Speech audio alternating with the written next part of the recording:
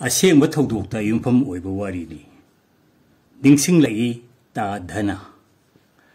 लिसिंग मचमापन यांखै मापन की दिसंबर थानी आई जॉनस्टोन हाई स्कूल दा क्लास 7 तमली पाखंग फादरी है न खंजरी मरमदी आई खोंग्राव हापेन सेले इमानब मपो मतंग फब खरदी लोंगपेन सेतुना पाखंग फाय पाखंग साय अखोगी लेकाय दा थाबन चोंग बलाई लेसाबी का खुद समनना थाबन चोंगी अखोइना कलई इमानबनी हाइदना कौरुबदा खुंगदे अखोइदी अंगांगनी हाइदना मखोइना थाक हंथना खनबी मैट्रिक पास तौब मतमददे आइसु लाइट ग्रीन मचुगी लोंग पेन अमा तुरे लोंग पेन अहानब सेटप नुमित्तु नुंथिल नुमिदांग वायरमनी अखोइगी कोंथोंग दा थोकप इकायदना मखारोंगी युमलोनबगी कोंथोंदगी थोरई मैट्रिक पास तौरदुना डीएम कॉलेज काबददी पाखंग फजना फादुना लोंग पेन फजना सेतुना साइकिल थौदुना नुंगाइब कॉलेज लाइफ की महौ फंगले मतमदु को एजुकेशन ने डीएम कॉलेज दगी जीपी वुमेन्स कॉलेज खाइदोक्तरी कॉलेज ददी सही लीरबा अखोइना तामो कौबा इमानब कया अमसु यावी तौबगी बुदी अगी इमानबगी मपा अइगा बीए थामिनबा यावी हवारी असी लिसिंग मचमापन यांखै मापन की दिसंबर द हंजिल्लाबदा अई नुपा मचा अमा ओइना नुमिदांग संध्यादा वॉकिंग थोले मतमदु फजन मम्मे हौजिक तौना इलेक्ट्रिक सु कया थानदे गाड़ी सु चेन दे लेरक इसिक्सी अखोगी लेरक तगी थोरपदा उरिपो मेन रोड योगदौरे मतमदु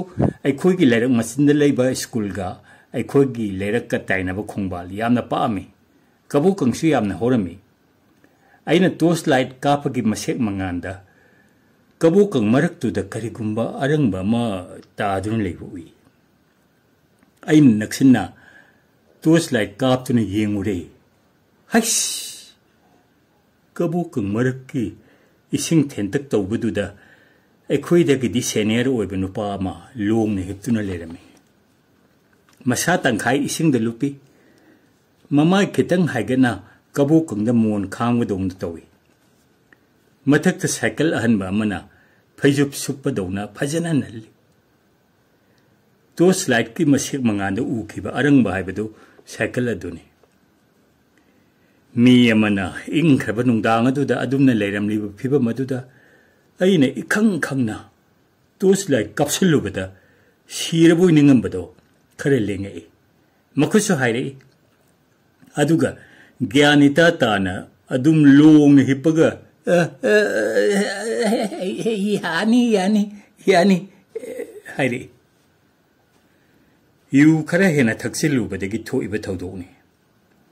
अइना दि नुपा मचा ओइबनिना तिनद्रिबा मसक्ति खंगबा ता धननी हाइबसु खंगे मयुमदा चेंदुना लैरिबा फिबम मदुगी पाउ तमोई मयुमदगी मागी नुपी मनाउ नुपा अतै अमनिसु याउना चेलक्तुना चिंखलगा पुगी ओनथोकपा थौदोक हाइबदुनी मतम खरा हौख्रे ता धना थकपा लेपते मा साउगंदे फागी यामा तौगल्ली मा लाबदी मी मरुओइना नुपा मचा पाखंग मचा सिंग माना ngang तागदगी ओमसले मी नोहले अखोई नुपा मचा सिंगदा फागी वारी यामनली मागी असेंग ममिंगदी धनचंद्र कौबनी मयामना असंबिदा धना ता धना कौबनी ममाई पाकपा धोन धोन लाउबदुगा मिंग चानरे मागी फागी वारी हौरे नोंमा एरोप्लेन तोंगदुना दार्जिलिंग कोई एयर होस्टेस तू मसक याम फजे बॉम्बे की फिल्म स्टार कच्चा हाइरिसिने फजबदुदा मुन्नंग हाक येंगुरे मिचाने वांगना पारिङैदुदा टिकेट याउरिब्रा हंगे याउदी हारुबो एरोप्लेन थों हांगदोगा इंथरैबनिने नोंमा नुंथिल्लमा लेकाइगी पार्कता मयाम कोइसलगा इसै सामी अइना संखिबदा हरे आई ड्राइवर ने वाख्रब सिनफमनी अदो ड्राइवर ओइदो सरो मची यमदा एग्जीक्यूटिव इंजीनियर ओइदन लई फै मयाम नोई मंगोंद खितंग थेंगुबदा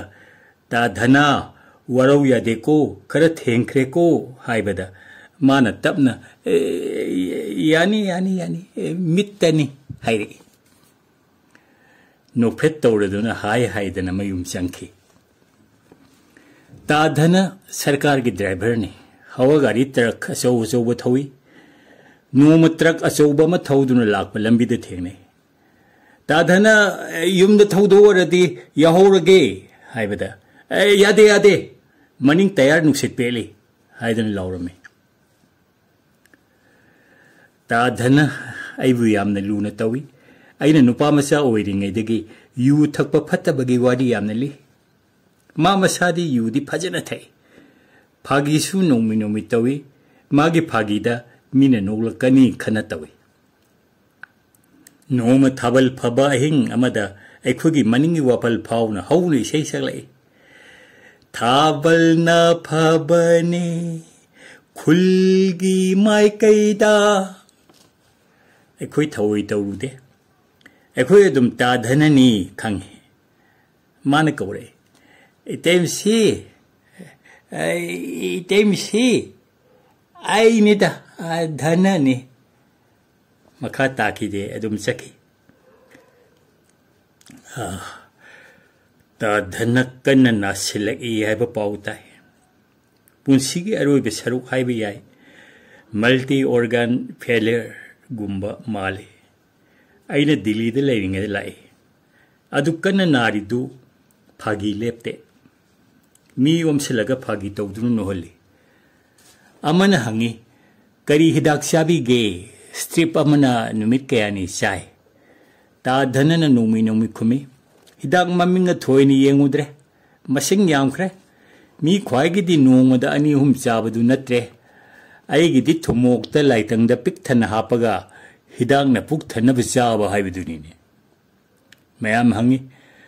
कैदोबई नारे इनो करी करी चासिन थक्सिलुरगे आई कैसु चादेदा यूबुदी थैको कुइरे थलकपा आई फत्तब अमता चादे थकते इनाउसा इचनसा नखो यू थकनुको ता धना मणिपुर दा हनख्रे मा की नोमी नोमी बमाइथों फागी काउब ngamde इम्फाल दा आइगा अमुक थेंगनररे अश फिबम यामना सोक्सिलमे नोमी बमाइथों दी होंगदना दुम लै मतम खरे लेरमलगा मनुंग मतम चादना हाइब तारे ता धना लैखिद्रे सीबदे फिबम काइदे हाइरकदौ माली नखोई यू थकनुको मीबु नोहन मनतना ता धना मिंगोन करिगुंबा काइबा मत तौरमदे मागे हाइबबु कोइना फमिनदुना मई तिकमिनबदा लोंगना खंगौदना दोम हाइदकिबा मयाम चंगुना सिंखतपा रिक्सो भरा मखाए म पिबम थोकपदा नंग या वान थोरी से लुबा अनि सिलो हाइदन नमदना पीबा सिमंगाई नसीगी थौरम असिबु ताबिखिबा ख्वाइ खिबिगना वीडियो असिबु लाइक अमसुंग शेयर तौबियो लोइदना चैनल स्टोरी टेलिंग अमम अंगान हाइदिबसि सब्सक्राइब तौबियो नसीगी वीडियो असिबु यंगबिखिबा ताबिखिबा ख्वाइ पुमनमकपु खुरम जरी।